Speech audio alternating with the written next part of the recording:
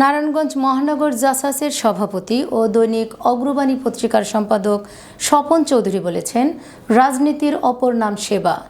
এখানে নেওয়ার কোনো সুযোগ নেই, দেওয়ার সুযোগ রয়েছে অনেক।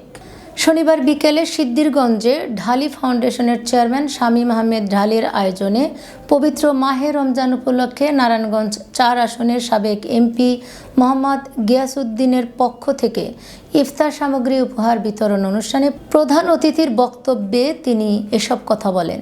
ইফতার সামগ্রী উপহার বিতরণ অনুষ্ঠানে বিশেষ অতিথি হিসেবে উপস্থিত ছিলেন সিদ্ধিরগঞ্জ থানা বিএনপির সাবেক সাধারণ সম্পাদক এম এ হালিম জুয়েল, সিদ্ধিরগঞ্জ থানা বিএনপির সহসভাপতি এস.এম. আসলাম, ডি.এইচ. বাবুল, সাংগঠনিক সম্পাদক আকবর হোসেন, জেলা তরুণ দলের সভাপতি টি.এইচ. তোফা, ৭ নং ওয়ার্ড কৃষক দলের সভাপতি সাগর বাবু।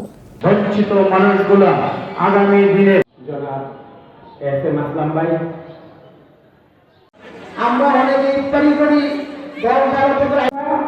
আমার মতন গিয়াসউদ্দিন সাহেব আপনার কথা বলল, তখন আমি বললাম যে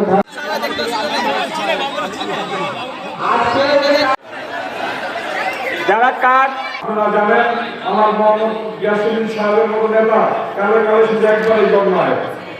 এই নেতাকে নিয়ে চালকদের একদিকে আমার মোহাম্মদ গিয়াসউদ্দিন এবং তার সহকর্মীরা ভালো কাজে মানুষের পাশে আছে।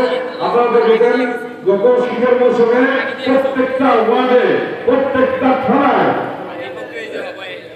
থানায় উনি শীত বস্ত্র বিতরণ করেছেন এবং সব জায়গায় শীত বস্ত্র বিতরণের জন্য নির্দেশ দিয়েছেন। এবং এখন শুরু হয়েছে পবিত্র মাহে রমজানের মৌসুম, এখনো তিনি তাদের সহকর্মীকে মানুষের পাশে দাঁড়ানোর জন্য নির্দেশ